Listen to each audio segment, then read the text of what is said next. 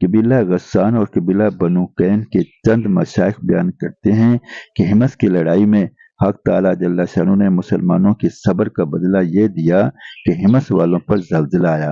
اور اس کی صورت یہ ہوئی کہ مسلمان ان کے مقابلہ کے لیے کھڑے ہوئے تو انہوں نے زور سے اللہ اکبر کہا، جس کی وجہ سے شہر حمص میں رومیوں پر زلزلہ آ گیا اور دیواریں پھٹ گئیں، تو وہ سب گھبرا کر اپنے سرداروں کے پاس اور اصحاب شورا کے پاس گئے، جو ان کو مسلمانوں سے صلح کرنے کی دعوت دینے لگے، لیکن ان لوگوں نے ان سرداروں اور اصحاب شورا کی یہ بات نہ مانی، بلکہ اس پر ان کے ساتھ ذلت آمیز رویہ اختیار کیا۔ مسلمانوں نے دوبارہ پھر زور سے اللہ اکبر کہا، جس سے بہت سے گھر اور دیواریں گر گئیں، اور شہر والے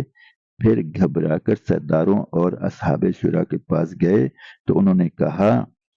کیا تم دیکھتے نہیں کہ یہ اللہ کا عذاب ہے؟ اس پر شہر والوں نے صلح کی بات مان لی